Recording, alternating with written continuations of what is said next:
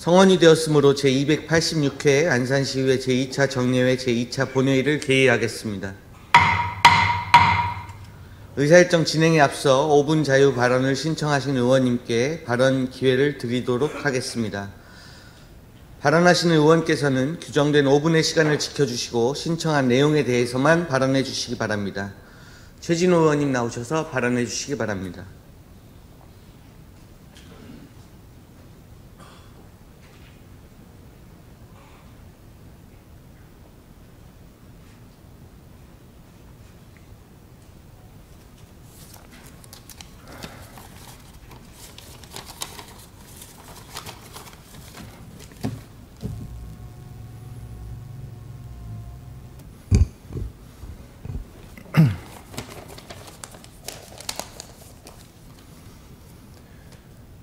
안녕하십니까. 시의원 최진호입니다.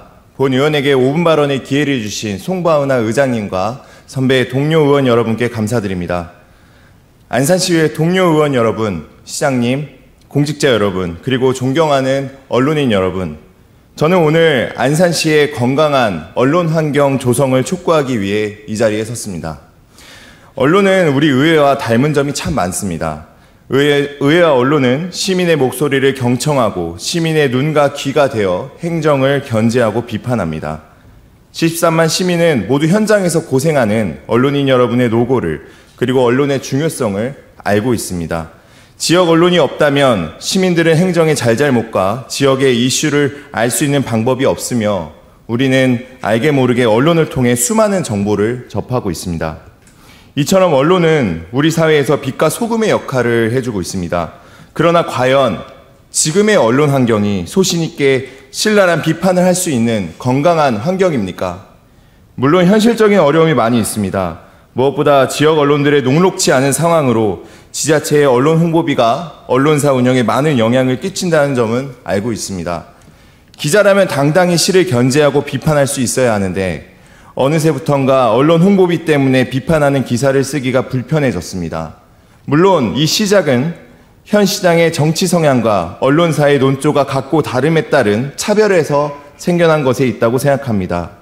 언론사는 그리고 기자는 자신의 소신대로 정치적 성향대로 보도할 자유가 있습니다.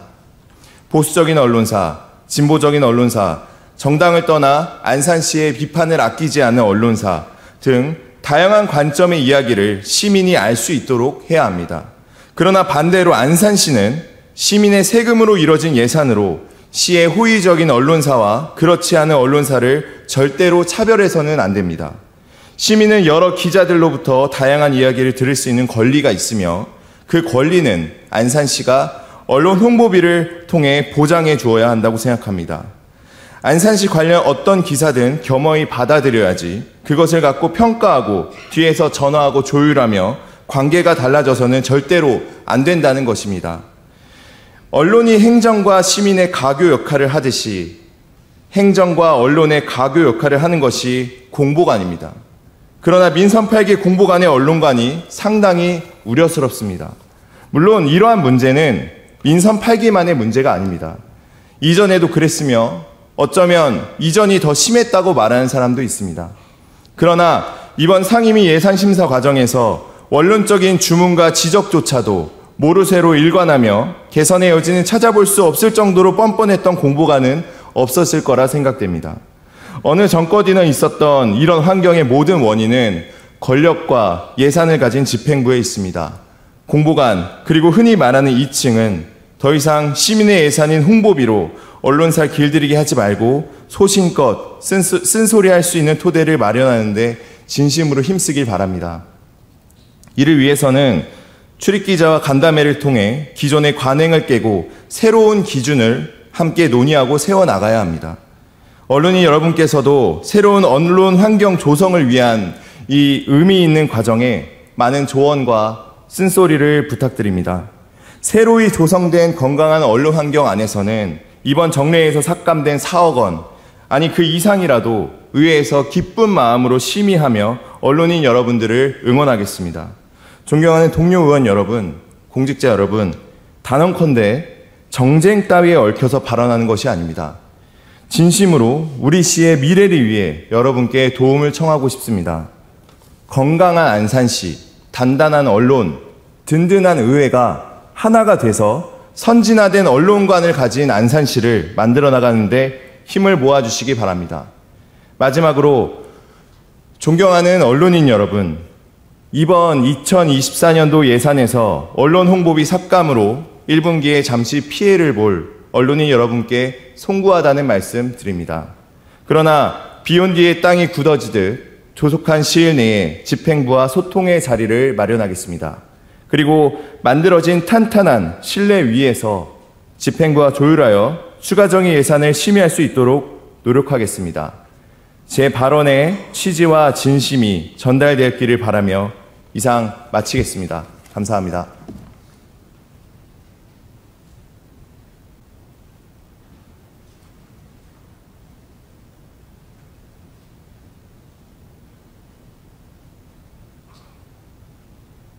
최진호 의원님 수고하셨습니다. 의사일정 제1항 시정에 관한 질문을 상정합니다. 시정에 관한 질문은 당초 3분의 의원님께서 8건을 신청하셨으나 황운하 의원님께서 1건의 질문을 취하하셨습니다. 오늘은 2분의 의원님께서 7건의 질문을 하겠습니다. 질문 방식은 1문 1답 방식이며 질문 시간은 답변 시간을 포함하여 총 40분입니다. 자세한 질문 내용과 답변 순서는 전자회의 시스템을 참고해 주시기 바라며 의원님들께서는 원활한 회의 진행을 위하여 시간을 준수해 주시기 바랍니다. 그러면 지금부터 시정에 관한 질문을 시작하도록 하겠습니다. 먼저 한갑수 의원님과 이민근 시장님은 각각 발언대와 답변석으로 나오셔서 질문 답변해 주시기 바랍니다.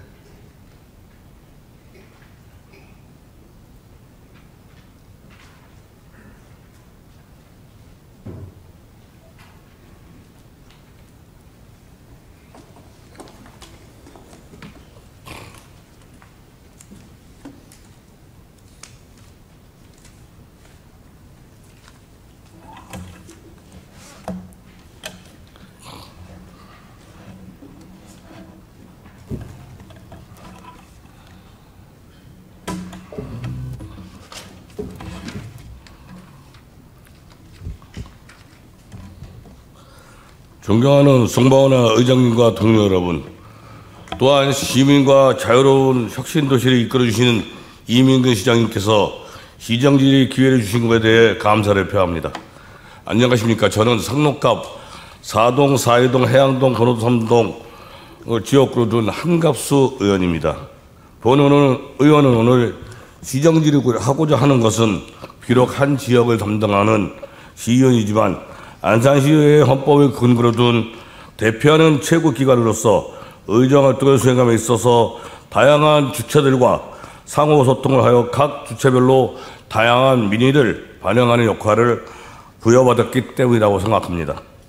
이에 시민들의 외치는 목소리를 귀 기울여 듣고 이를 수립으로 반영하기 위해 의정활동을 해오고 있습니다. 따라서 그동안 많은 시민들로부터 제안을 받았던 내용에 대해서 시정 질의를 하겠습니다. 본 의원의 지역구를 포함하여 안산시 전체의 내용이 되겠으며 이는 이 자리에 계신 의원님들 또한 공감하실 거라고 생각하고 있습니다. 첫째, 우리 저희 안산시의 교통 인플라에 대해서 질의하겠습니다.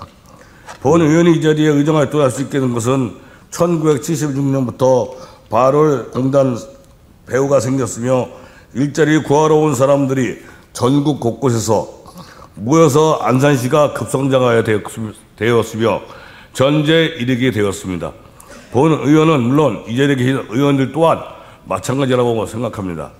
안산시는 누가 뭐라 해도 기계 소리가 힘차게 울렸던 발원공단 산업의 도시입니다.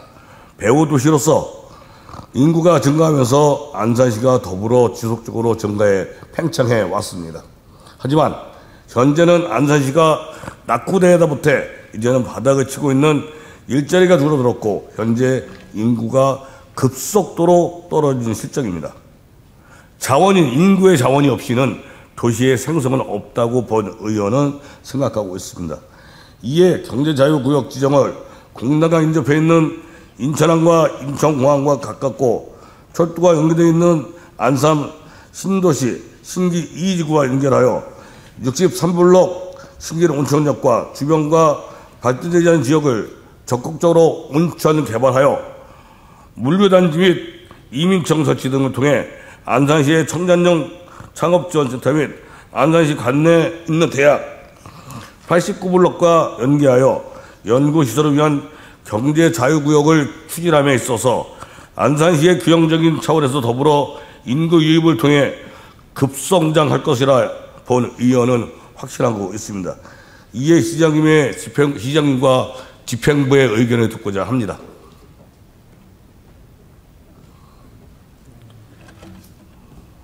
예, 존경하는 한갑수 의원님께서 질문하신 안산 인구 감소, 공단 출퇴근 관련된 교통수단 확충 방안, 또 63블록과 관련된 부분을 말씀하셨습니다.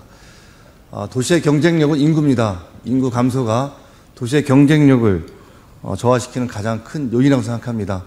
반을 산다는 1978년도에 국가가 수도권 위주에 있던 염색, 도금, 피역 중심의 산단을 조성했습니다.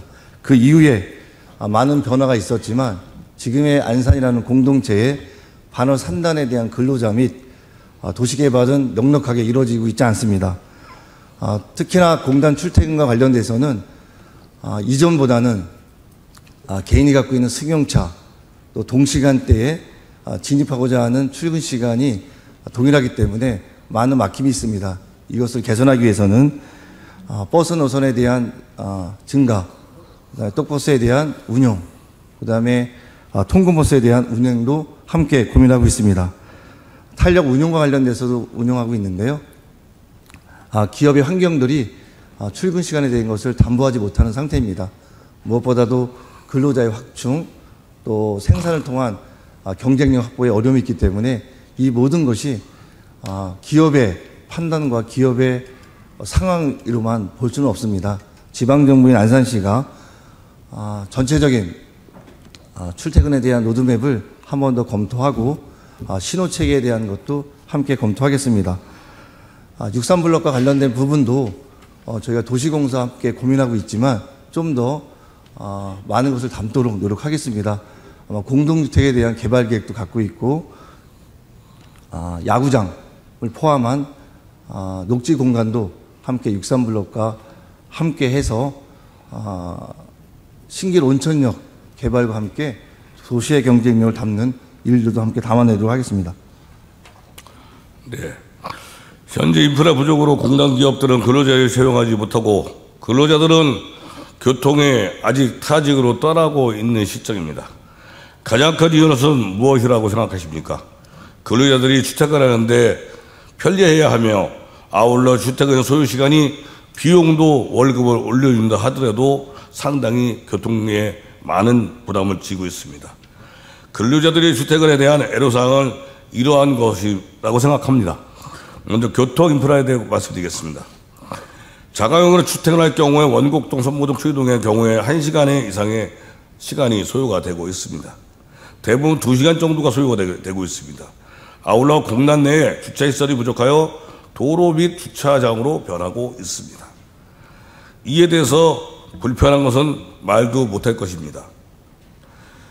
둘째는 근로자들이 대중교통을 이용하는 공단 내에 근로하는 공장까지 출퇴근 하는 데 있어가지고 안산역에서 내려서 대중교통을 이용하는데 약 1시간 30분, 그리고 비용은 약 한 2만 원 정도의 택시비가 들어가고 있습니다. 이에 대해서 시장님께서는 특별한 방안이 있으신지요? 그리고 근로자들이 택시를 이용할 경우에 안산역은 대부분 1만 5천에서 2만 원인데요. 멀게는 3만 원까지도, 3다, 우리가 시와 우리 안산이죠, 성곡동, 거기까지는 3만 원까지도 택시 비용이 나오는 것으로 알고 있습니다. 이 택시기사를 만나서 제가 본 의원이 이야기를 들어봤습니다. 돈을 줘도 본인들은 들어가긴 좋은데 나올 때 공차로 나오기 때문에 현실성이 없다. 이것이 현재 우리의 시민의 발을 이끌고 있는 택시기사님들의 말씀입니다. 그래서 내일까지 왕복 시간을 계산해 보니까 미터 요금이 전혀 맞지가 않다는 말씀을 분명히 시장님한테 드립니다. 이에 이러한 근로자들이 주택을 했다는 불편사항을 줄이기 위해서 본 의원은 신기록 온천역과 서해안선, 우리가 말하는 일명 시우역, 공단 내에 이용할 수 있는 무인 경전철을 수납 셔틀버스를 이용하여서 운영하였으면 합니다. 이에 대해서 시장님의 의견을 주시기 바랍니다.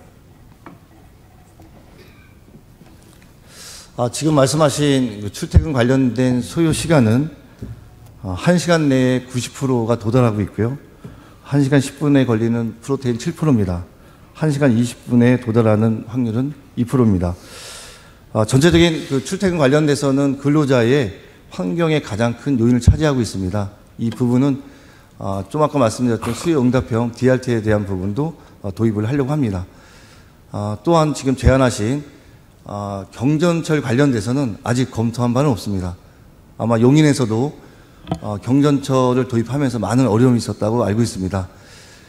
새로운 사업을 도입하는 것도 목적이겠지만 지금에 있는 환경에서 저희가 교통 관련된 체계를 좀 더 개선하고 그다음에 버스 노선을 확충하고 그다음에 플랫폼 운송 사업을 좀 전개를 해서 해보고 나서 그 이후에도 전체적인 문제가 있다라고 하면 지금 제안하신 무인 경전철 관련돼서는 검토해 보겠습니다.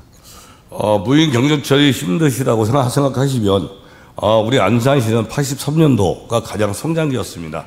83년도에서 86년도 사이였는데 그 당시는 각 그 기업체에서 서트버스를 순회시켰습니다. 통근버스. 예. 그래서 우선 급선적으로 그 방안도 한번 모색을 부탁드리겠습니다. 다음은 생태환경 인플레에 대해 말씀드리겠습니다. 인구가 감소할 수밖에 없는 이유에 대해서 많은 주민들의 의견을 본 의원은 들어봤습니다. 저도 놀랐습니다. 안산천에 화정천의 주변에 많은 주민들이 있는데 우리 안산은 특히 양쪽의 주거 지역으로 유일하게 형성되어 있는 안산천과 화정천입니다.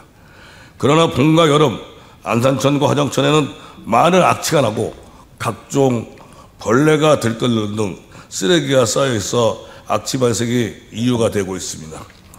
화정천 주변에는 사실상 화정천이지 가보니 거의 꽃밭을 만들어 놨습니다.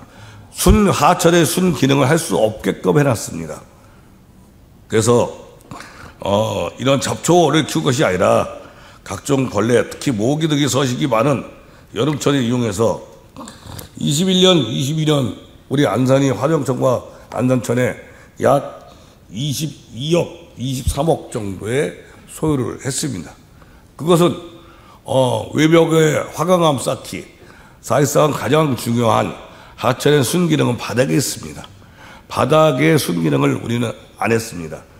소입구 외곽 고친다고 화강암 외벽만 쌓으면 뭐합니까? 가장 중요한 바닥의 물의 흐름을 잡아줬고 그리고 외벽을 해야 되는데 이제껏 집행부들이 엉뚱한 생각을 했다고 본 의원은 생각을 하고 있습니다. 그동안 이전에 대한 많은 예산들이 들여서 공사를 했지만은 천변에는 아직도 투자할 것도 많고 바닥 예산은 전혀 한 번도 반영한 적이 없습니다. 만약 그동안 안산천과 화정천에 반영된 예산에 대해서 서울의 청계천을 조성하듯이 아마도 주변의 모든 환경을 주거단지를 활성화한다면 이 지역에서 의정 활동을 하고 있는 의원님들과 저희 9대 의원님들 또 8대 집행부들은 다시 한번 도약하는 안산에 대한 긍지와 자부심을 갖지 않나 생각을 합니다. 이에 대해서 집행부와 시장님의 의견을 듣고자 합니다. 네. 안산천 및 화정천은 반월 신도시 개발시에 조성될 지방 하천입니다. 환경 친화적인 하천을 만들기 위해서 지난 2012년부터 14년도에 걸쳐 산책로를 조성하고 수질 정화시설을 설치하고 운영하고 있습니다. 수질 정화시설을 통해서 5만 톤을 펌핑해서 물을 내려보내고 있습니다. 물의 어떤 크기가 크지 않기 때문에 유속에 한계가 있습니다. 그렇죠. 예, 건천입니다. 예, 그러하기 때문에 많은 잔존물 및 악취를 발생시키는 요인인데요. 이 부분은 저희가 내년도에 예산을 확보해서 화정천, 안산천에 준수를 하겠습니다. 또한 유속을 빨리 하기 위해서는 이제 펌핑하는 그 용수를 늘려야 되는데요. 이것은 또한 재원이 들어가는 일입니다. 그래서 이 부분은 일단 준수를 해보고 그럼에도 불구하고 하천의 기능이 회복되지 않는다고 하면 물의 양을 늘리는 것도 함께 검토하겠습니다. 네, 감사합니다. 다음은 주거환경에서 말씀드리겠습니다. 젊은 부부가 대세가 되었습니다. 많이 감소했습니다. 저희가 소구산으로다가 저희 청년들이 나간 것을 추정치로 3만 정도를 잡고 있습니다. 이 문제에 대해서 직접 젊은 세대와 함께 저는 지역구에 있는 아파트 단지를 한번 가보았습니다. 저도 전에는 이를 이해하지 못했습니다. 젊은 부부가 살림을 하기 위해서 엘리베이터를 타고 1층에 내렸고 아이를 놓고 지하에 가서 차를 갖고 왔고 시장을 보고 온 이후에도 아이와 물건을 놓고 다시 지하로 내려갑니다. 그래서 인구가 감소하는 이유 중에서는 저는 먼저 기반시설이 먼저 이루어져야 된다고 생각을 합니다. 왜냐하면 지하 주차장에서 위층으로 올라가는데 엘리베이터가 없어서 여성들이나 노약자, 사회적 약자들이 많이 힘들어하고 있는 것이 현재의 사실입니다. 또한 1층 계단에 나와서 1층에서 엘리베이터를 이용할 수 있다면 유모차와 아이들을 안고 계단을 통해서 1층을 내려가지 않을 수 있습니다. 눈이나 비가 내릴 경우에는 지하에 차를 주차할 경우 계단을 통해서 1층으로 올라올 수가 있고 또한 리프트식 엘리베이터, 우리가 엘리베이터는 가격이 비싸지만 리프트식 엘리베이터라는 것은 한 3천, 4천이면 우리가 설치할 수 있습니다. 그거는 지하 주차장 공동구에 자리 단지별로 다 틀리겠지만 여기다 설치를 해준다면 과연 영유가 갖고 있는 부모님들, 마음들, 또 노인들, 장년들, 사회적 약자들은 상당히 편한 활동을 할 수 있다고 생각합니다. 본 의원이 조사한 바로는 약 54개 단지가 형성되어 있습니다. 세대수로다가 4만 8천 세대가 그렇게 현재 하고 있습니다. 그래서 본 의원은 이거에 대해서 시장님께서 앞으로다가 개선하시거나 아니면 추진 사업 계획이 있으신지 집행부의 의견을 듣고 싶습니다.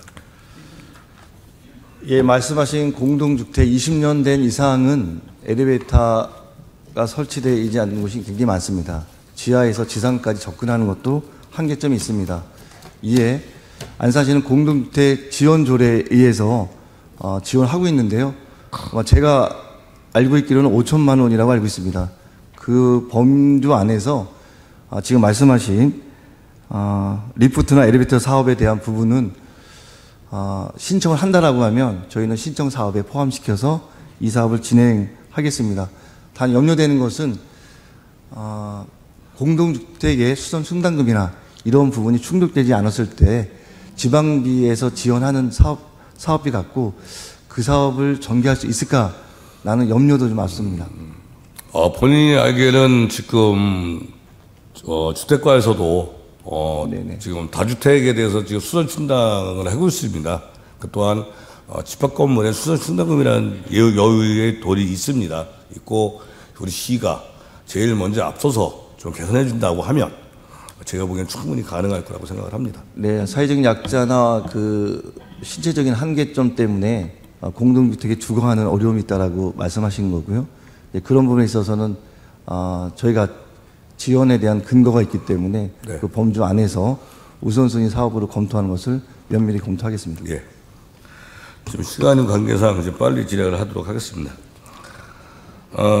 다음은 이제 생활 인프라에 대해서 말씀드리겠습니다.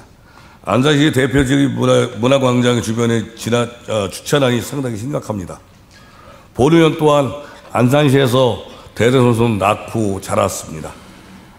안산은 누구보다도 안산 애양심을 갖고 있는 본 의원이고 또한 저희 안산시장님께서도 누구보다도 애착심을 갖고 있는 안산시장님이라고 생각을 하고 있습니다. 저는 요즘 이런 생각을 합니다. 과연 이 주차난을 어떻게 해결할 것인가?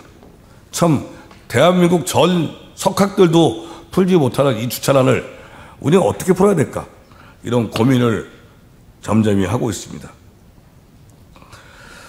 이제 화재가 나면 인명 피해도 발생할 것이고 또한 거기에 따른 손실이 많이 발생할 거라고 생각합니다. 지금 우리 안산시 도로는 소방차는 물론 구급차 역시 통행이 어려운 실정입니다. 이 문제를 갖다가 앞으로다가 소상공인들과 주차 문제 인식에 대해서 더 먼저 계도 개봉하고 난 후 근거리에 대해서는 주차를 좀 외유한다고 할까요? 좀 장거리에 두고 좀 도보할 수 있게끔 계도 개봉을 해야 된다고 저는 생각을 합니다. 이에 본 의원이 현재 신안선선 공사를 하고 있는 업체와 대화를 해보았습니다.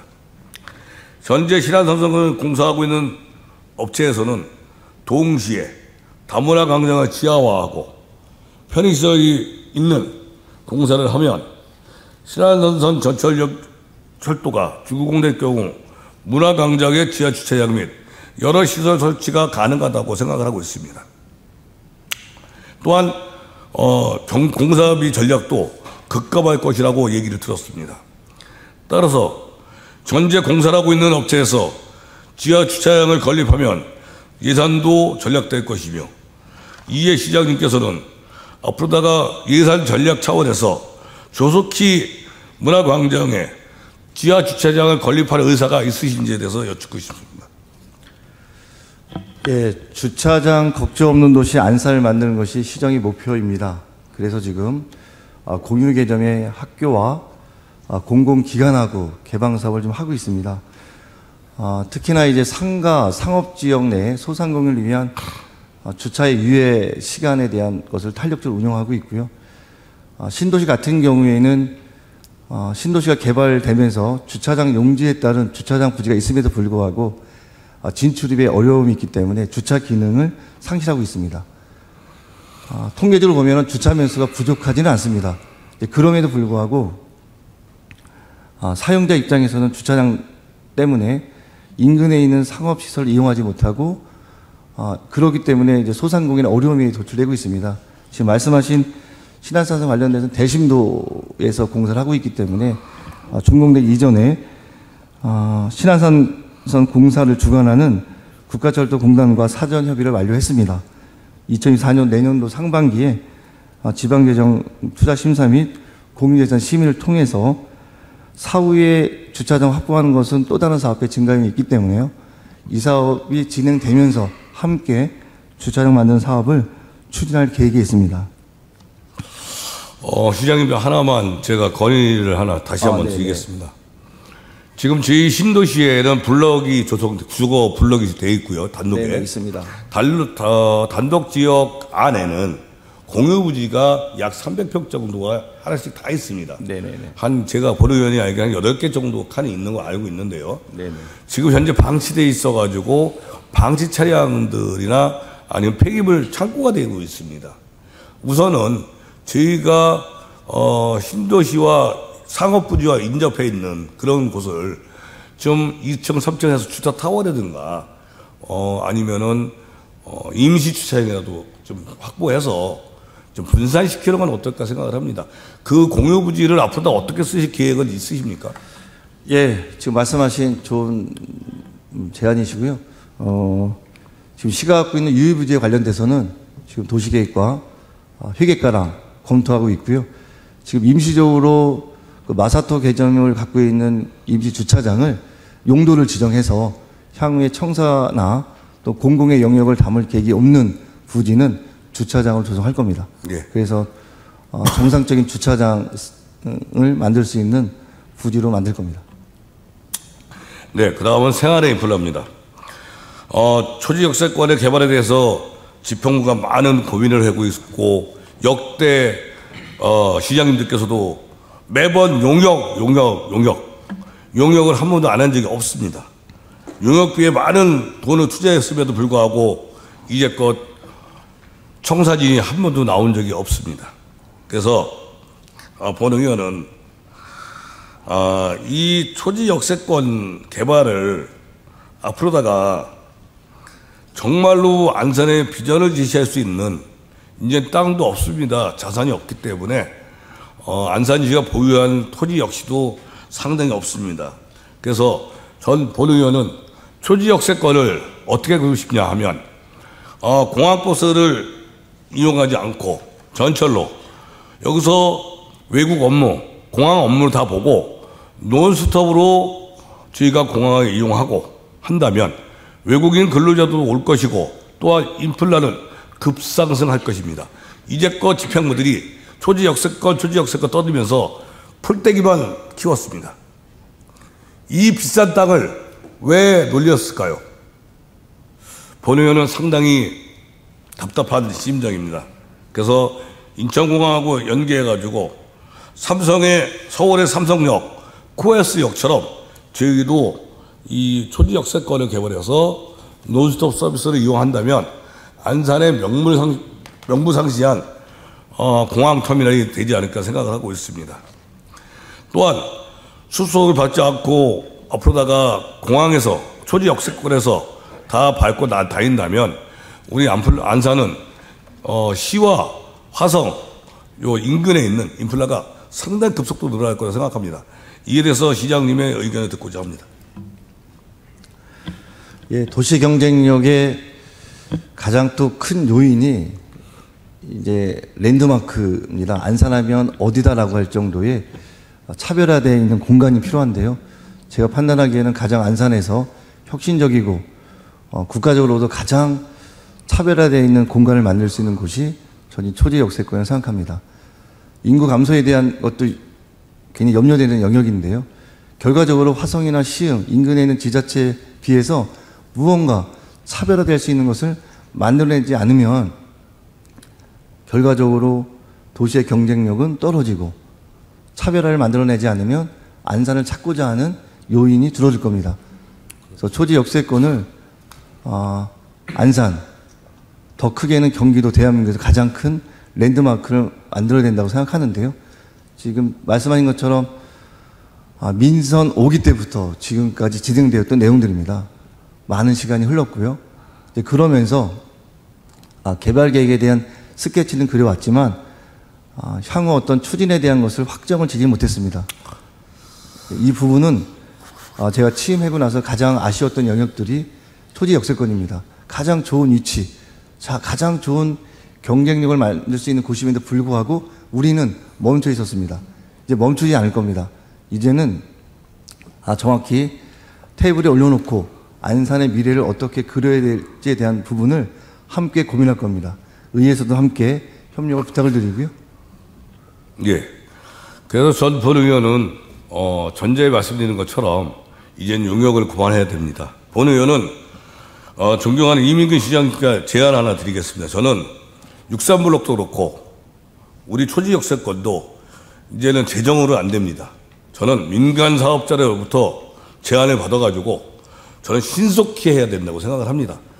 이제껏 우리 안산시가 재정으로 해가지고 성과를 낸 것이 어떤 건지 한번 얘기들어 해보십시오. 여기 계시는 의원님들 다 기억하실 겁니다. 재정으로 해서 정확히 목표에 날짜 맞춘 것이 하나도 없습니다. 그래서 저는 시간과 돈, 자본, 이 자원을 아끼려면 우리보다 똑똑하고 전문가들을 섭외해서 신속하게 마무리해야 되지 않을까, 저는 본 의원은 그렇게 생각합니다. 안산 지역에 대한 문화에 대한 자긍심에 대해서 관련 말씀드리겠습니다. 안산시에는 역사적으로 생존한 인물이 많습니다. 또한 관광자원은 물론 세계적으로 명소가 될 수 있는 조건에 대해서도 우리는 갖고 있습니다. 상록구회를 주축으로 되는 최용신 선생님의 경우 일제강점기 농촌개몽운동을 바탕으로 하였으며 독립운동가이면서 문명퇴치운동가였습니다. 또한 생활 개선의 선두자였습니다. 저는 최용신 선생님을 초등학교 때 본호초등학교 다니면서 이분의 업적에 대해서 항상 긍지와 자긍심을 갖고 다녔습니다. 이제는 최용신 선생님 같은 신학자, 또한 소설 상록수에서 실제화되고 있는 농촌운동이 기감이 되고 있는 최용진 선생님에 대해서 우리는 한 번 더 생각을 해야 될 것이고 이것을 특화 상품화해야 될 것이라고 생각을 합니다. 이것이 바로 정주의식이고 주인정신이라고 본 의원은 생각을 하고 있습니다. 또한 현재 집행부에서 21년부터 23년까지 여기저기 이익 선생님 등 안산시 문화에 쏟아붓는 돈은 많습니다. 이 돈 다 어디 갔습니까? 효과 있었습니까? 저는 한 가지라도 본 의원은 이 자리에 서게 된 것은 본 의원이 똑똑하지는 않습니다. 하지만 남과 협치하여 한 가지라도 같이 갈 수 있는 길을 동행할 수 있는 길을 가는 것이 가장 우선이라고 생각하기에 이 자리에 섰습니다. 이 앞으로다가 이익 선생이라든가 다원 김홍도 이것은 상당히 중요할 것이라고 저는 생각합니다. 문화와의 전쟁이라는 말이 불과 제3의 물결에서도 나온 적이 있습니다. 두 번째, 이 안산 김홍도 선생님 같은 경우에는 강세와 화가가 안산에 거주하면서 많은 걸작을 남겼습니다. 그런데도 우리 안산에서 김홍도 선생님의 화첩 작품을 몇 점을 갖고 있습니까? 몇 점을 갖고 있길래 우리가 단원 김홍도라고 외치고 있습니까? 본 의원이 보기에는 상당히 앞과 뒤가 잘못됐다고 생각을 합니다. 지금이라도 최용진 선생님, 이익 선생님, 김홍도 선생님 이 세 분에 대한 업적을 우리 안산에서 상품화를 만들어서 우리는 앞으로 제4의 물결을 타야 된다고 본 의원은 생각을 하고 있습니다. 이에 대해서 시장님께서는 어떻게 생각을 하시고 계십니까? 예, 안산이 지역 인물과 연계한 그 관광자 활성화에 대한 말씀을 하셨습니다. 안산은 특히 최용 선생님, 김홍도, 이 선생님, 강세현 선생님처럼 역사적인 인물이 많습니다. 이러한 부분들을 좀 더 체계적으로 관리하고 또 시민에게 알리고 이것을 통해서 정주의식을 고취시키는 것이 또 안산시 행정의 방향일 겁니다. 그러나 이것들이 종합적인 어떤 그 함께 연계해서 만들어내는 그런 상품이나 또 방향은 좀 미흡한 것 같습니다. 앞으로 더욱더 성장시키는 일에 있어서 노력을 좀 하겠다는 말씀 전하고요. 앞으로 문화원과의 역할도 함께 하겠습니다. 시 행정에서의 기본 방향도 있지만 문화원의 역할도 명확히 있다고 생각합니다. 시설 운영 또 이런 부분도 문화원과 함께 연합해서 안산이라는 그런 도시의 가치를 좀 더 세우는 일, 역사에 대한 것들을 시민들에게 알리고 내 도시 안산, 내가 살고 있는 도시 안산에 대한 자긍심을 고취시킬 수 있는 행정의 영역을 함께 담아보도록 하겠습니다. 예, 시장님의 말씀에 적극 감사드리고 특히 현재의 미술관 부지 우리가 프랑스의 몽마르트 언덕이라고 여기 있는 의원님은 물론 대한민국 국민이면 유치원생까지도 알고 있는 것이 몽마르트의 언덕이라고 생각을 합니다. 그러나 국내의 유일한 단원 김홍도의 노적복의 언덕도 필요하다고 생각을 합니다. 현재 노적복의 언덕은 원래 옛 지명이 불화자 화개고개입니다. 근데 그 화개고개라는 단어를 제가 찾아보니 우리 안산에는 없습니다. 일산 고양시에서는 그걸 대대적으로 홍보를 하고 있습니다. 그만큼 뜨거운 언덕이기 때문에 김홍도의 노적복의 언덕을 본 의원은 상상해 보고 있습니다. 끝으로 신학의 대가 이익 선생님에 대해서 의원님들과 안산 시민들은 우리나라 신학의 대가라고 다 알고 있습니다. 그러나 여기도 마찬가지입니다. 지금 현재 집행부가 몇십억의 돈을 들였음에도 불구하고 우리가 신학의 대가 이익 선생님을 갖고 있는 자원이 무엇입니까? 저는 집행부한테 묻고 싶습니다. 산발적으로다가 일을 해주지 마시고 이제 안산도 역사가 30년이 넘어가는 도시입니다. 이제는 우리 안산 시민이 정주의식을 가질 수 있도록 하나를 하더라도 깊이 있게 관찰해 주시길 집행부께 다시 한번 호소드리겠습니다. 또한 예산론, 예전에 이런 말이 있습니다. 사람이 움직이면 돈을 쓰게 돼 있고요. 예전에 우마차였습니다. 동물이 움직이면 부산물을 낸다고 했습니다. 지금도 마찬가지입니다. 자본이 없이는 아무 일도 할 수가 없습니다. 여기 계신 동료 의원님들께서 2024 예산을 짜시냐고 장시간 고생하셨지만은 집행부가 하고자 하는 것은 정당을 넘어 우리가 분명히 성립해줘야 될 의무가 있다고 생각합니다. 그것이 우리 안산시의 9대 의원들이 다른 의원님들보다도 앞으로 선진 우리 의회를 이끌어 나갈 거라고 생각을 합니다. 끝으로 함께 해주신 존경하는 송방훈 의장님과 동료 여러분, 그리고 참여해주신 주민 여러분과 시민 여러분, 특히 본의원의 질의에 대해서 답변해주시는 자유로운 혁신도시를 이끌어주시는 존경하는 이민근 시장님과 집행부 여러분께 감사를 드립니다. 본의원은 이번 질의를 통해 더 나은 안산의 미래 발전과 조금이나마 도움이 되는 의원으로서 우리 존경하는 이민근 시장님이 진취적으로 앞으로다가 남은 임기 동안 이루어 주실 것을 기대하는 바람에서 장시간 시정 질의를 드렸습니다. 시장님께서는 따로 하실 말씀 있으면 보충하시죠. 네, 한갑수 의원이 말씀하신 제안과 또 현상에 대한 설명을 많이 들었습니다. 결과적으로 이제 미래도시 안산, 현재의 어려움을 함께 극복하자는 말씀이시고요. 먼 훗날 우리의 다음 세대들이 내가 살고 있는 도시 안산에 대한 정주, 떠나지 않는 도시 안산, 함께 성장을 시키는 도시 안산을 꿈꿀 겁니다. 그런 부분에 있어서는 한갑수 의원이 말씀하신 6가지에 대한 제안과 방향성에 대해서는 집행부 수장으로서 충분히 고민하고 수용할 것은 수용하고 검토할 것은 검토해서 또 다른 답변을 드리고자 합니다. 감사합니다. 네, 장시간 감사했습니다.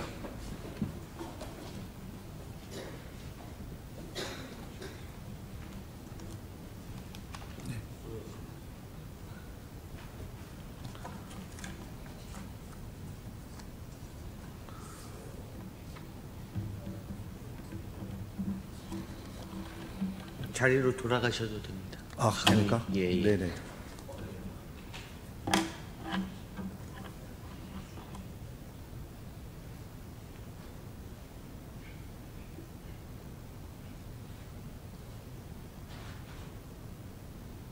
한갑수 의원님 그리고 이민근 시장님 수고하셨습니다. 이상으로 한갑수 의원님의 시정 질문을 마치겠습니다. 그러면 여기서 휴식 시간을 갖기 위하여 잠시 정회를 하고자 합니다. 의원 여러분 이해 없습니까? 정회를 선포합니다. 성원이 되었으므로 회의를 속기하겠습니다. 계속해서 시정에 관한 질문을 진행하도록 하겠습니다. 박은경 의원님과 이민근 시장님은 각각 발언대와 답변석으로 나오셔서 질문 답변해 주시기 바랍니다.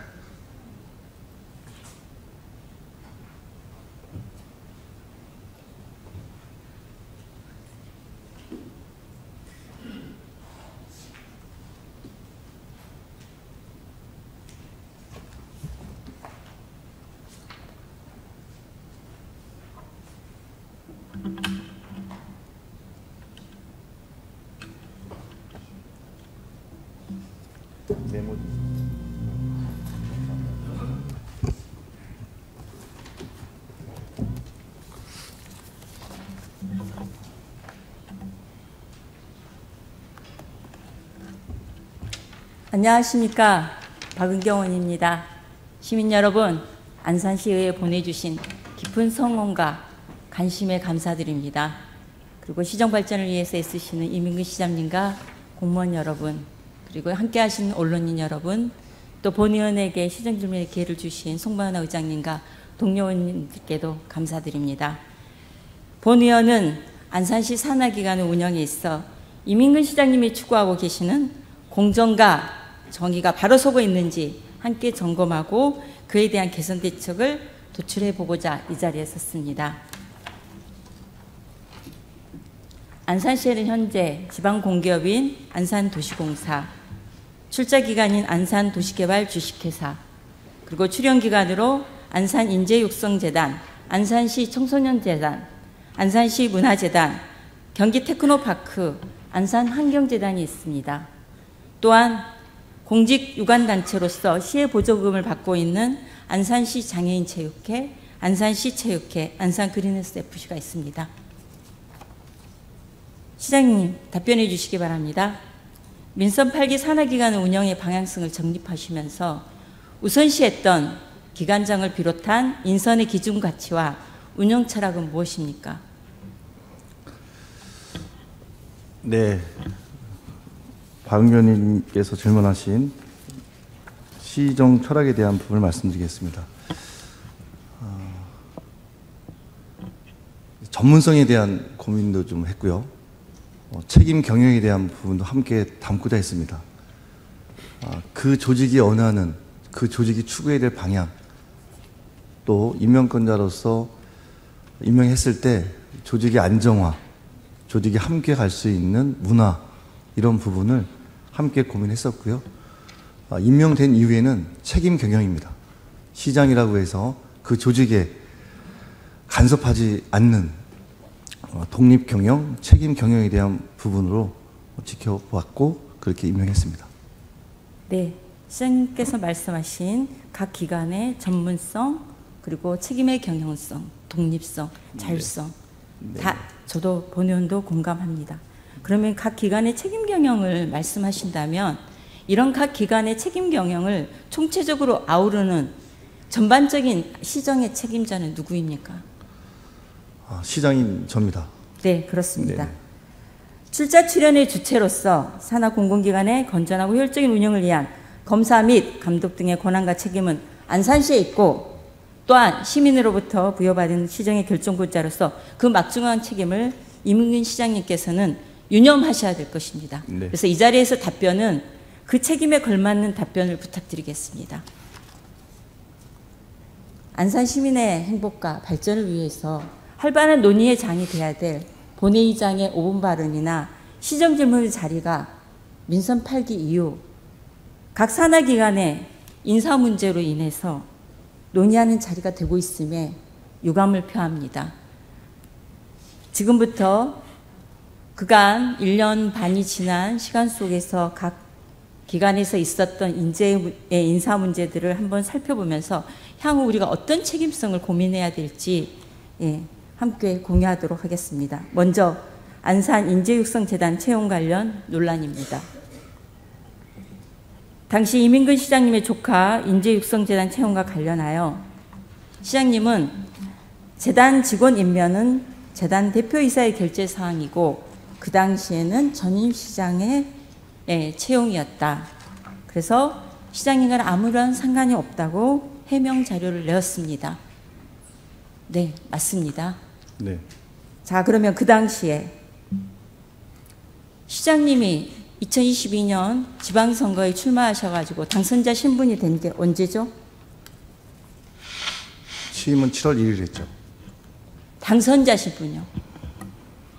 지방선거 끝나고 그 다음날 그러니까 당선 정확하게 신문이죠. 2022년 6월 1일이 지방선거일이죠. 6월 2일이겠죠. 그러니까 이제 그날 네네. 자정이 넘어서 6월 2일 날 자정이 아니고요. 예? 새벽 5시까지. 그러니까 어쨌든 6월 1일 이후에 네네. 당선자 신분이 되신 거죠. 네네네. 그러면 조카의 채용에 대한 접수가 6월 3일 날 이루어졌습니다. 그리고 최종 합격은 6월 15일입니다. 그러면 이제 당선자 신분으로서 인수위원회를 꾸려서 운영하는 과정에서 인재육성재단에 대해서 보고 받으셨죠. 각 기관별 보고 받으셨죠. 보고 받았겠죠. 네. 종원이 몇 명입니까? 대략적으로라도. 인재육성재단 종원입니다. 잠깐만요. 그 시점이든 현 시점이든 10명으로 알고 있습니다. 10명 정도죠. 네네네. 맞습니다. 그러면 당선자 신분의 이민근 시장님은 향후에 재단 이사장이 되시는 거죠. 그리고 재단에 이미 6월 15일 날 조카는 채용되어 있고요. 그 다음에 그 이전에부터 재단에 근무했던 혈연관계의 직원이 있으시죠? 있죠. 네네. 네. 그러면 10명의 정원 중에 혈연관계를 맺는 어쨌든 불가피한 상황이었다고 하더라도 네네. 3명의 이민근 당선자, 네네. 그 다음에 조카, 그 이전에 근무했던 이런 데에 대한 우려와 불편한 시선이 있었다는 겁니다. 그리고 더 나아가서 저희들이 의회 상임에서 인재육성 체단 채용 과정에 대해서 확인한 결과 채용 과정에서 부적정한 점수 부여가 있었다는 사실입니다. 서류 심사에서 인정될 수 없는 경력을 점수 순위에 반영하는 오류를 인재육성 재단에서 범했습니다. 행정안전부에서 발행한 지방자치단체 출자 출연 기간 인사조직 지침에는 전형 단계별 점수 부여 부적정으로 관련된 자가 채용된 경우 중징계에 해당하는 처벌을 받는 중요한 사안입니다. 그래서 징계가 내려졌습니까? 예, 책임자에 대해서는 징계가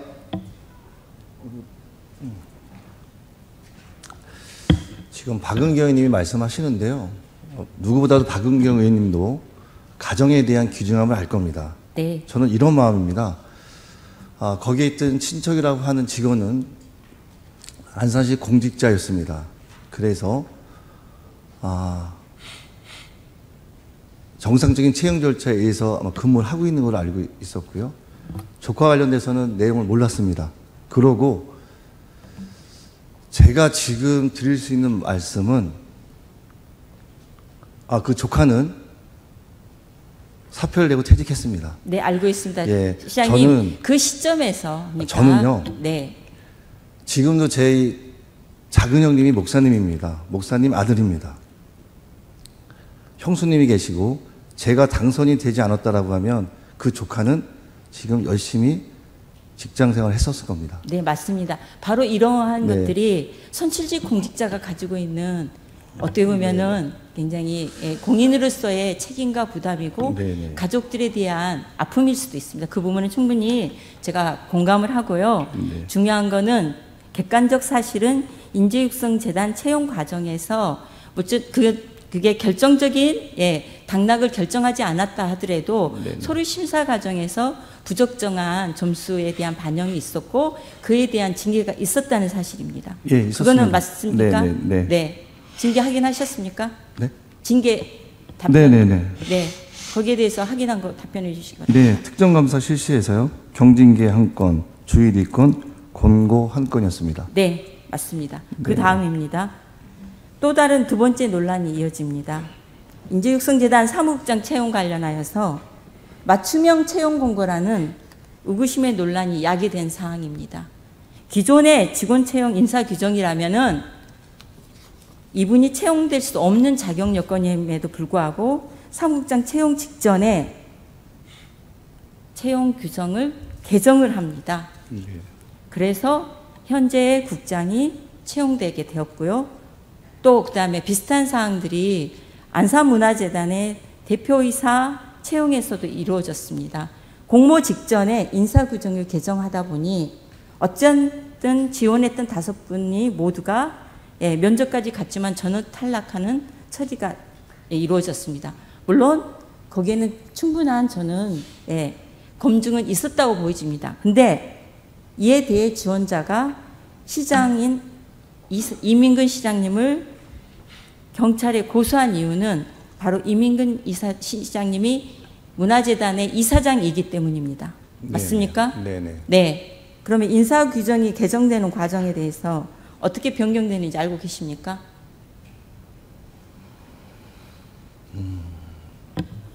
그럼 제가 말씀드리겠습니다. 네네. 자, 재단의 이사장은 문화재단의 이사장은 누구입니까? 시장입니다. 네. 인재육성재단의 이사장은 누구입니까? 시장입니다. 네. 인사 규정이 개정되기 위해서는 이사회를 열어서 의결을 거치고 그 의결은 이사장의 사인이 필요합니다. 네네. 그렇죠? 그리고 소관 부서에 다시 이 승인의 절차를 받을 때 시장으로서 또 한 번 거기에 승인을 하시는 거죠. 그렇죠. 네. 네. 결국 재단 내에 인사가 아까 말씀하신 대로 재단 대표의 권한이라고 했지만은 최종적인 결정권자는 방금 말씀드린 대로 인사 규정을 개정해서 채용이 이루어진 거의 과정에 대해서 그 논란에서 시장님은 비껴갈 수 없는 책임이 분명히 있다는 걸 말씀드리는 겁니다. 인정하시겠습니까? 예, 전체적인 어떤 시장의 어떤 역할이나 시장의 책임에 단위에서는 지금 말씀하신 부분에 있어서는 시민을 대표하고 행정의 대표자이기 때문에 그건 인정합니다. 네. 그 다음에 안산도시개발 주식회사 대표 관련해서 영상을 보시겠습니다.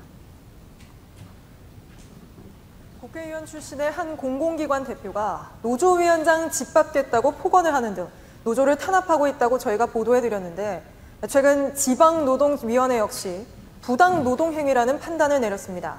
하지만 그 사이 노조위원장은 해고됐고 기관장은 연임에 성공해 더 거친 발언을 쏟아내고 있습니다. 이래도 되는 건가 싶은데 상급기관인 안산시는 알아서 해결할 일이라며 손을 놓고 있습니다. 이은진 기자입니다. 노조위원장이 불법이나 하고, 응? 제가 무슨 불법을 했습니까? 자료 유출했잖아, 이 사람아. 사무실에 선 이 남성, 이화수 안산도시개발 대표입니다. 국민의힘 전신인 한나라당 소속으로 18대 국회의원을 지냈습니다. 노조원들이 쓰는 컴퓨터를 압수하러 온 장면입니다. 관용차를 개인적으로 쓴 게 시의회에서 지적받자 노조를 내부 고발자로 지목했습니다.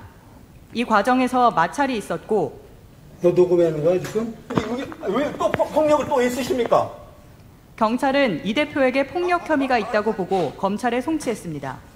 그리고 이 대표가 한 발언들. 다른 사장이 와도 그건 나하고 친한 사람인데 황희세는 짓밟은 것이야.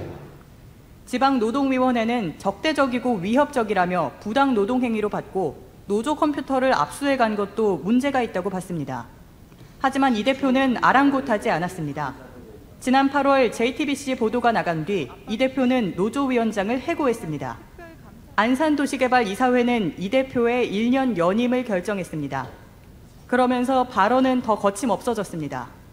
전부 다 지지구분해가지고 뭐가 잘했네 잘못됐네 손에 누가 봤어요? 그건 좋은 건지. 상급기관 안산시에 이래도 괜찮은 건지 물었습니다.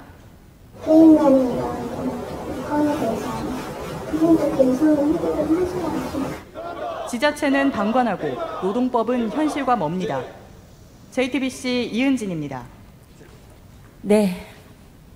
안산시가 49%의 출자 지분을 갖고 있는 안산도시개발 주식회사의 현 실태입니다.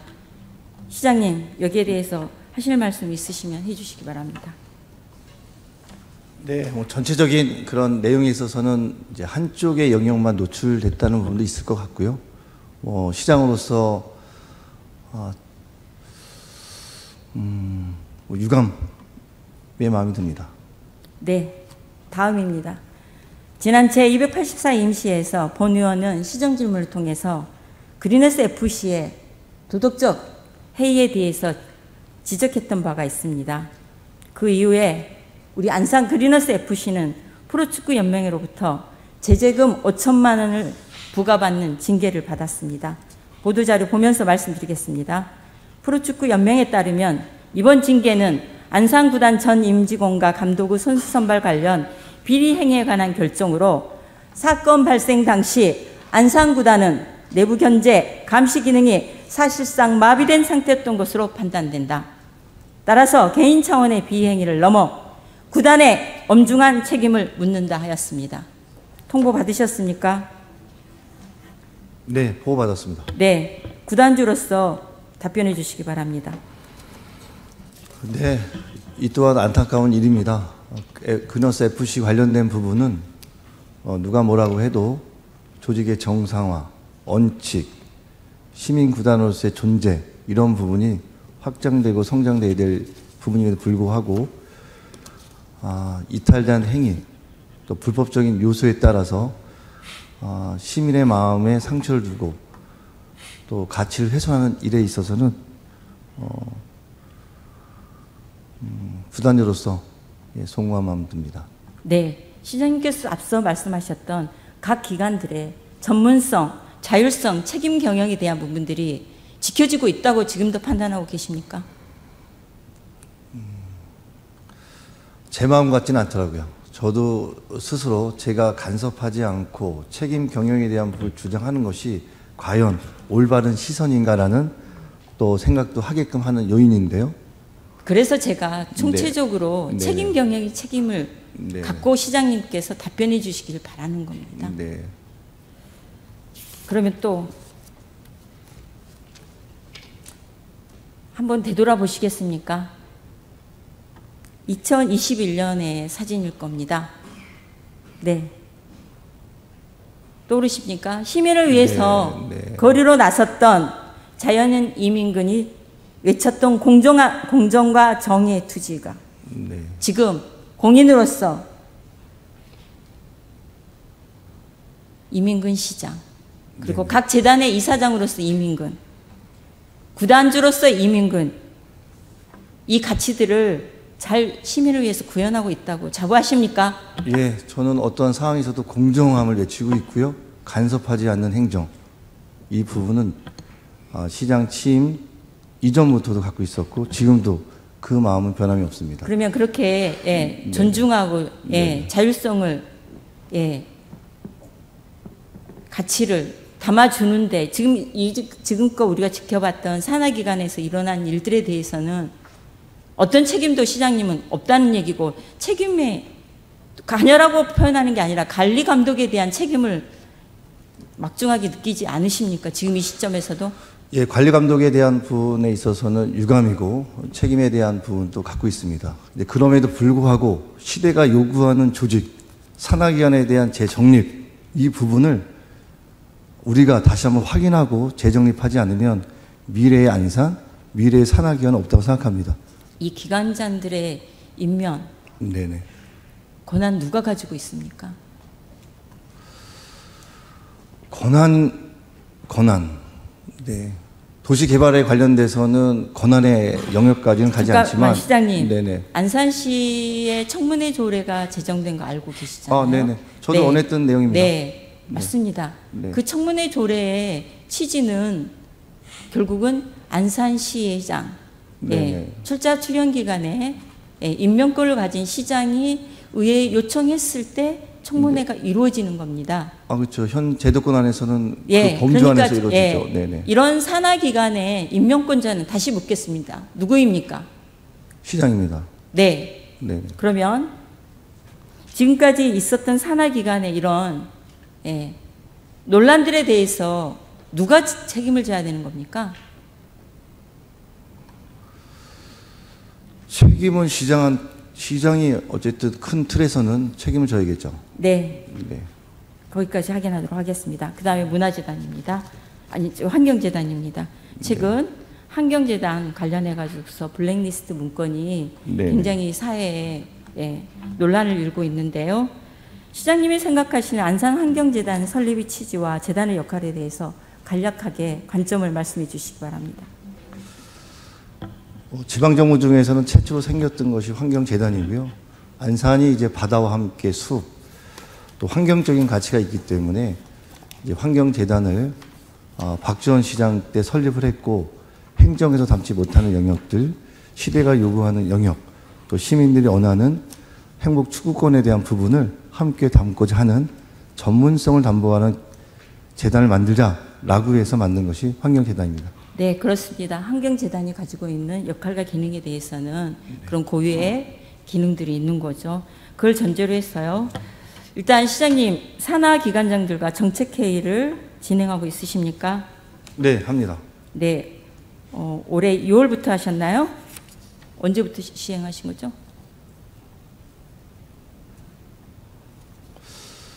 네, 6월부터 네, 네네. 제가 확인한 네네. 바로는 6월부터 지속적으로 네네. 추진하는 걸로 알고 있는데 네네. 산하 기관장 회의 정책 회의를 하는 목적과 그 취지가 무엇입니까?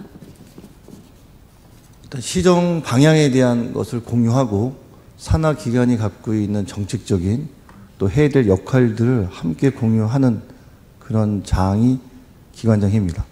네. 그러면 충분히 그런 취지들을 살리고 있다고 보십니까? 예, 뭐 짧은 시간이긴 하지만 주요 현안과 또 시정에서 가져가야 될 방향, 또 산하 기관이 해야 될 주요 정책 사업들을 함께 공유하고 그걸 통해서 나왔던 내용들을 실무 본부장급에서 다시 한번 실천 방안을 가져가는 형태의 내용입니다. 그러니까 굉장히 정책 그런 회의에 있어서의 그런 가치들을 잘 담아내고 있다는 말씀이신 거죠? 네네. 예. 그러면 최근 이렇게 논란이 되고 있는 블랙리스트에 대해서 보고 받으신 게 언제입니까? 전 대표인 윤기종 대표가 아침 11월 1일 7시 23분에 카톡을 보내서 알았습니다. 인지하게 된 시점이 11월 1일이요. 1일 아침 7시 23분에 그리고 그 이후에 이 내용을 전달받고서 시장님은 어떤 경위들을 파악하고 계셨죠? 제가 11월 3일 날 윤기종 대표를 만났습니다. 제 시장에서 만났고 세 가지 현안과 관련돼서 건의를 받았습니다. 통일포럼, 그 다음에 성과급, 그 다음에 이 명단 세 가지 내용을 주고받았고 본인은 여러 형태의 내용을 말씀을 하셨는데요. 잠깐만요. 네네. 시장님, 저는 전 윤기종 대표로부터 이런 카톡과 서로 만남을 통해서 확인했다고 하는데 네네. 그러면 더 중요한 거 11월 1일 날 그 카톡 내용을 받고서 현 환경재단 대표에게 이 사실을 확인하셨나요? 안 하셨나요? 11월 그 다음 날 한 것 같습니다. 11월 2일 날 한 것 같습니다. 2일 날 만났습니까? 만나진 않고요. 예, 통화만 확인하셨습니까? 했습니다. 네. 네.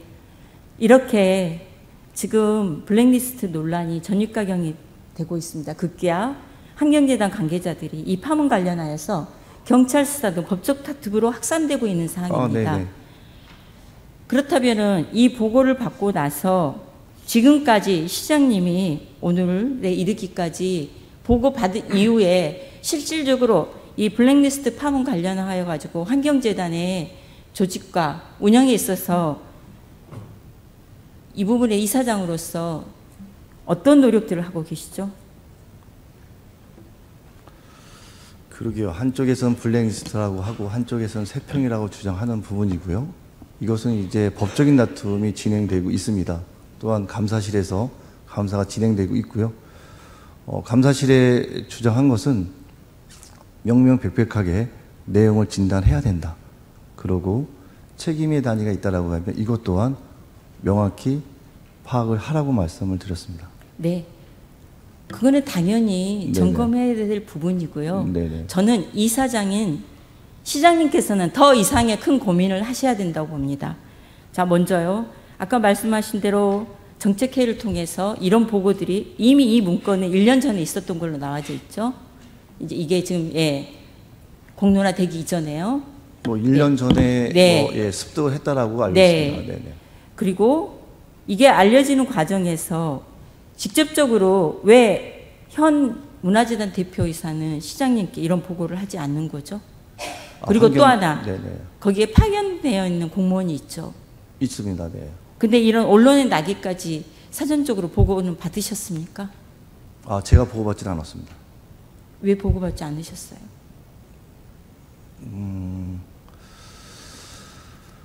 제가 파견 공무원한테 보고받지는 않았고요. 저는 이게 굉장히 중요한 사안이라고 봅니다. 조직의 존립의 위기에 지금 처해 있습니다. 왜 그런지 제가 조금 이따 말씀드리겠습니다. 자, 환경재단에서는 특정감사를 11월 13일 날 요청을 해서 11월 14일부터 특정감사가 시작됐습니다. 네네. 이런 사항이 진행되는 과정에서 시장님이 그럼 공식적으로 보고받고 여기에 대해서 내부적으로 논의한 시점은 언제입니까? 내부적인 논의요? 네. 내부적인 논의. 그냥 보고받고 간망하는 걸로만 그치시는 겁니까? 뭐 그렇지는 않죠. 그러면은 이 지금 블랙리스트에 관련해서 시장으로서 어떤 고민을 담고 계시나요? 이전부터 저도 이런 마음입니다. 이전에 해왔던 행정, 이전에 해왔던 모습대로 그냥 저도 그냥 스쳐 지나가는 형태의 시장이라고 했으면 1년에 이런 많은 과정들이 노출되거나 문제가 되지 않았을 겁니다. 그런데 그렇게 해서는 안 된다는 생각을 하고 있었고, 그런 부분에 있어서 이것들이 1년 동안 왜 그것을 갖고 있었을까? 그것을 취득했으면 대표든 본부장이든 직원이든 함께 공유해서 이거에 따른 부당함을 주장하고 이렇게 했었어야 될 텐데 1년 동안 갖고 있고 시기와 때와 의도가 과연 무엇일까? 이런 고민도 했었고요. 제가 할 수 있는 채널의 한계는 감사관을 통해서 정확히 진단해라, 이런 주장의 것 외에는, 그렇다고 제가 대표나 본부장한테 별도의 내용을 지시한다는 것이 과연 올바를까? 책임의 단에 있긴 하지만 원칙대로 해라, 원칙. 네, 그런 좋습니다. 주장만 했습니다. 저는 이 문건이 작성돼서 유출되는 과정에 대한 법적 다툼까지는 제가 여기에서 우리가 구속력 없기 때문에 거기까지는 제가 말씀드리지 않겠습니다. 저는 산하기관에 아까 말씀드린 대로 10년 이상의 그런 환경재단의 가치들을 두고 이 존폐 위기에 서 있는 시점에서 시장님이 가지고 있는 고민을 공유하고자 하는 겁니다. 정말 그러면 모든 기관의 나름대로의 직원들에 대한 평가는 있을 수 있는데 타 기관에는 과연 이런 리스트가 존재하지 않을까 하는 의구심마저 드는 거죠. 왜냐하면 이게 정치적인 편향으로 해석한다면요. 그런 일은 없습니다. 네, 그런 일은 없어야 되겠죠. 근데 저는 정치적 편향을 차치하고라도 제가 더 고민스러운 거는 문건의 내용에 있다는 겁니다. 혹시 문건 내용 아십니까? 어떤 느낌이 드셨어요? 내가 그 일원의 한 사람으로서 그런 평가를 받았을 때. 그렇습니다. 어쨌든 산하기관에 대해서는 현재 존재하는 조직이고 환경재단 관련돼서는 2008년도에도 조사특위가 구성이 됐고, 제가 그때 눈을 얘기했던 것은 지도자, 정치권의 영향을 받지 않는 산하기관이 됐으면 좋겠다는 것을 제가 시의원 시절 때부터 주구장창 얘기했던 부분이고요. 네, 시장님. 그렇기 때문에 제가 이민근 시장이 취임하고 나서 역대 해왔던 형태의 채용, 이 부분은 제가 하지 않습니다. 네, 시장님, 그분 제가 존중합니다. 네네네. 근데 그 리스트에 보면요, 제가 방송에 나왔던 그 문건을 토대로 해서 제가 거기에 있는 평가들을 보면요, 저는 지금 민선 누구 때, 어떤 시장 때, 어떻게 혜택을 받았고, 채용됐다, 그걸 말씀드리는 게 아니에요. 정치적 편향이 아니라. 제가 보도된 뉴스 영상을 통해 확인의 내용을 말씀드리겠습니다. 개인주의, 소극적, 적당주의, 전문성 미흡, 쉬운 업무 선호, 갈등 유발, 위화감 조성, 보여주기식의 액션, 사기 저하, 언행 불일치, 실무 경력 부족, 자기 위주의 여론몰이, 본인 미화, 자기 주장이 강함, 혜택 채용, 박사급 직원 경력이 많이 부족함, 근무 시간에 독서 등을 자주함. 이게 지금 정치적 편향의 평가가 아니지 않습니까? 이거는요, 직원들에 대한 역량의 평가, 자질의 평가, 인성에 대한 평가입니다. 이게 더 큰 문제점이라고 저는 보고 있는 겁니다. 차라리 정치적 편향으로 아까 말씀드린 대로 그런 연결고리들만 기재되어 있다면 어쩌면 이 상처는 이렇게 크지 않을 겁니다. 법적으로 또는 감사를 통해서 그런 책임이 규명은 되겠죠. 하지만 더 중요한 거는 내부 직원이 그냥 독단적으로 작성한 문건이라고 하지만은 전지적 관점에서 26명의 직원 중 21명의 직원에 대한 이러한 부정적 평가 문건이 재단에 끼칠 그 파장과 해악이 본 의원은 심히 우려스러운 겁니다. 이런 역량으로 구성되어 있는 조직이 존립해야 될 필요성이 있다고 보겠습니까, 시민들이? 그리고 그 일원이 우리 자신이라면 서로 간에 신뢰하고 협업할 수 있는 직장 분위기가 될 수 있다고 시장님은 생각하십니까? 안타까운 현실이죠. 그런 조직의 문화, 그렇게 되기까지 왜 골랐을까? 서로 신뢰하지 않고 인정하지 않는 조직에서 시민이 추구하는 목표 달성이 될까? 상하 관계가 명확할까? 누구는 어떤 형태의 배경과 환경을 갖고 있고 누구는 그렇다라고 하면 서로 인정하는. 잠깐만요, 시장님. 여기 지금 배경을 제가 말씀드리는 거 아니잖아요. 네네네. 여기 지금 제가 나열했던 네네. 평가들은 아까 말씀드린 대로 업무 역량이나 자질이나 인성에 대한 평가인 겁니다. 네네. 예를 들어서 내가 누가 연결된 게 아니라 그러니까 의원님 말씀하신 내용은 제 충분히 이해하는데요. 그렇게 도달하기까지, 그렇게 작성하기까지 그 사람의 마음은 무엇을 갖고 했을까라는 생각도 하게 됐고요. 저는 이것은 개인의 이탈입니다. 저희가 네, 개인의 일탈이지만 우리 조직 내 누군가가 네네. 아까 말씀드린 대로 전반적인 부분에 대해서 26명에 대한 평가를 다 했어요. 네네. 그래서 5명을 뺀 21명에 대해서 전반적인 부정적 평가들이 이렇게 잘못된 논란이 겁니다. 그러니까 잘못됐잖아요. 예, 잘못됐죠. 있을 그러면 수 없는 일입니다. 이런 일탈 행위라고는 하지만은 네네. 이런 조직 내에서 일어났던 이런 문건들은 결국은 직원들에게 애사심이나 협업수는 물론이고요. 시민들에게 이 환경재단의 존립의 가치들을 훼손시키고 자멸시키는 행위입니다. 네, 맞습니다. 그러면 환경재단이 해산돼야 되는 거 아닙니까? 이런 조직으로 구성되어 있다면요.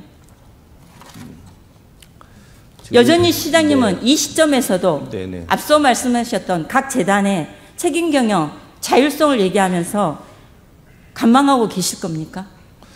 저는 시장님이 네네. 이 시점에서 어떤 역할을 해야 된다고 일단 생각하시는지 다시 한번 확인하고자 합니다. 예, 일단 제 생각 같지 않은 현실에 대해 있어서 저도 자괴하고 있습니다.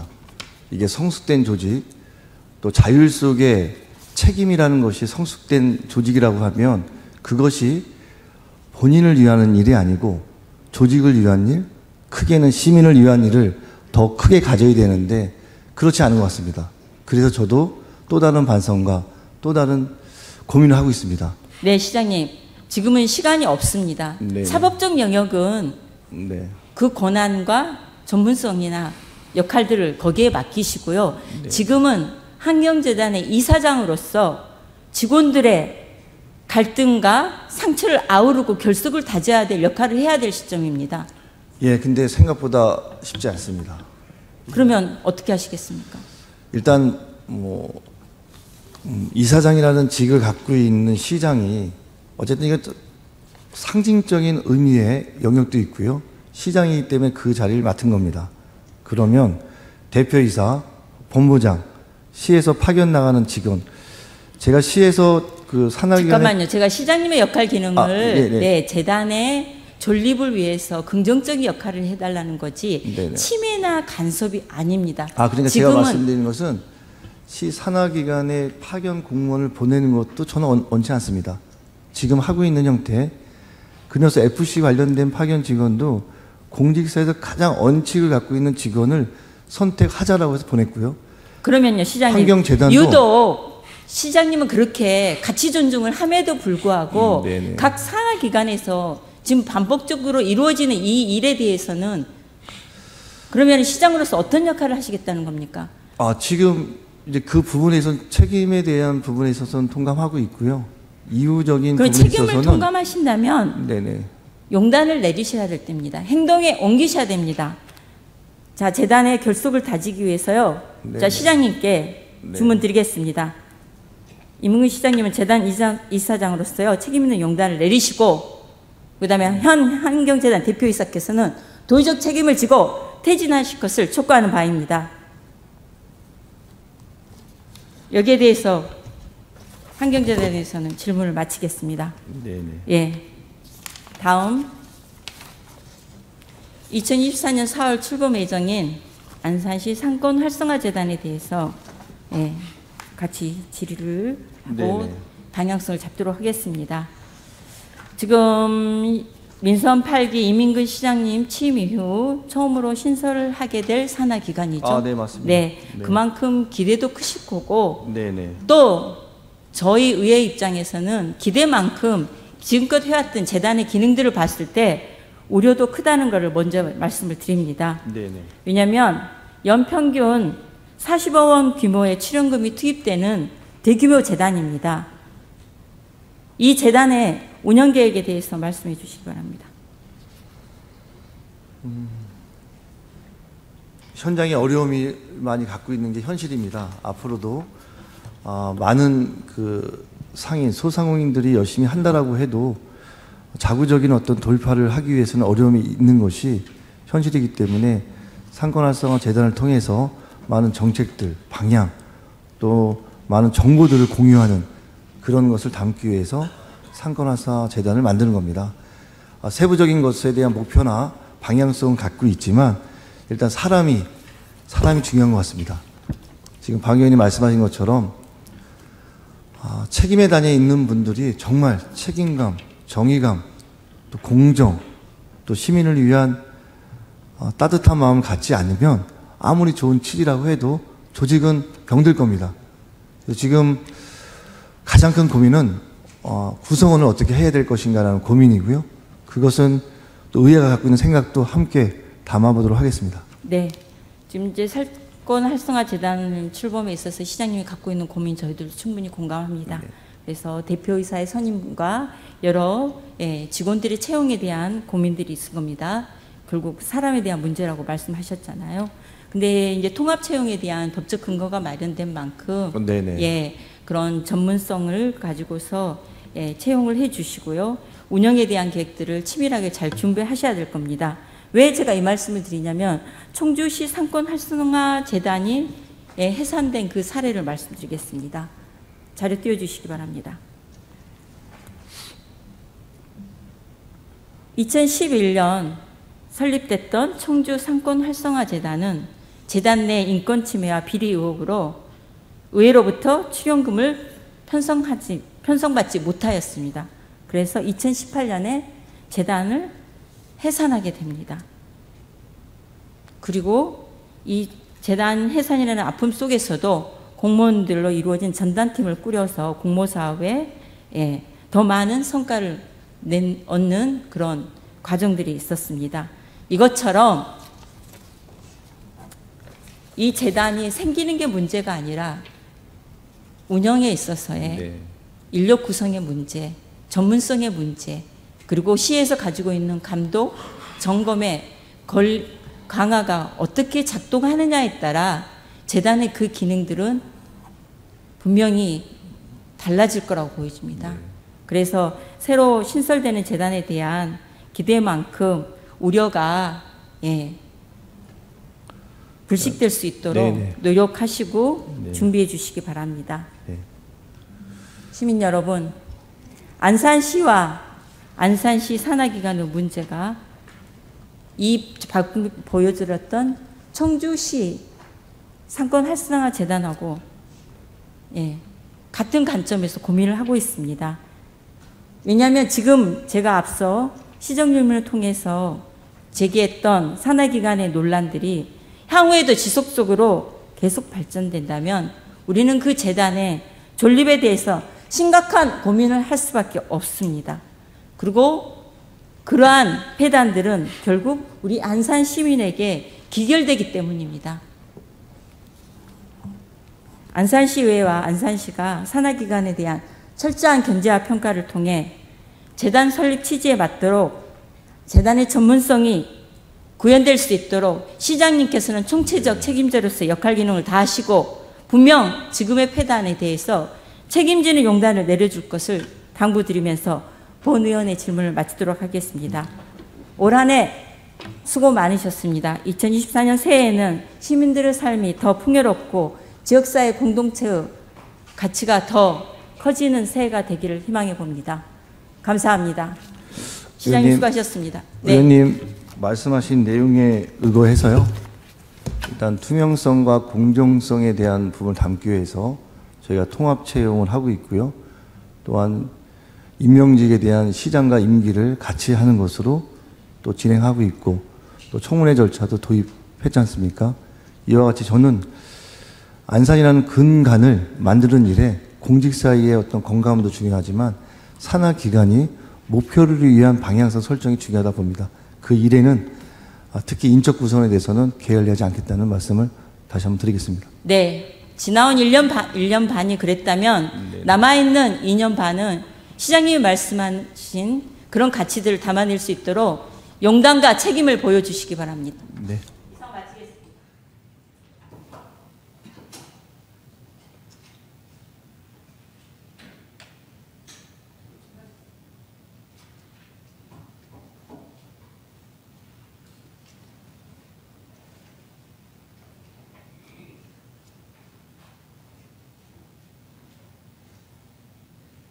박은경 의원님 그리고 이민근 시장님 수고하셨습니다.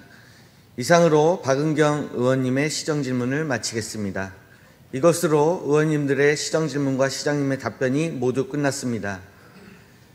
게슈탈트 이론이 있습니다. 뇌과학과 심리학 이론으로서 전체는 단순히 부분의 합으로 파악할 것이 아니라 거시적으로 구조와 의미로서 살펴야 한다는 것입니다. 집행부에서는 의원님들이 시정질문을 통해 제시하신 의견과 문제의식에 대해 해결책을 모색하는 것은 물론이고 전체는 부분의 총합 이상이라는 점을 명심하셔서 이번 시정질문을 안산시 발전상 전체의 주춧돌로 삼아주시기를 당부드립니다. 시정질문과 답변의 성심성의를 다해주신 의원 여러분과 시장님께 감사드립니다. 이상으로 시정에 관한 질문을 모두 마치도록 하겠습니다. 시정에 관한 질문 종결을 선포합니다. 오늘 회의는 이것으로 마치겠습니다.